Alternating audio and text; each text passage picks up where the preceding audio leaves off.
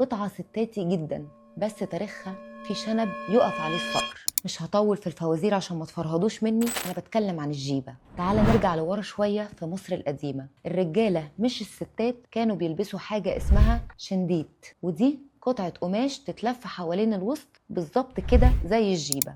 هتلاقوا الكلام ده بوضوح على جدران المعابد وتماثيل الملوك نفسهم. اما في روما بقى كان كل الرجاله لابسين حاجه اسمها توجة، ودي كانت عباره عن قطعه قماش طويله وملفوفة حوالين الجسم، ما فيهاش ولا زرار ولا سوستة، وكان ده لبس الشرفاء والأغنياء وطبقة الحكام. طب نروح على اسكتلندا، هناك الجيبة اسمها كيلت، وده زي رجالي رسمي لحد النهاردة بيتلبس في الجوازات وفي الاحتفالات العسكرية. الحكومة الاسكتلندية نفسها بتقول على موقعها الرسمي الكيلت جزء من هوية الرجالة، مش مجرد زي شعبي. حتى في أوروبا في العصور الوسطى الرجالة كانوا بيلبسوا لبس طويل أقرب للجيبة أو العباية، يعني الجيبة في الأصل كانت عند الرجالة. ايه يا رجاله، هتفرطوا فيها بالظبط؟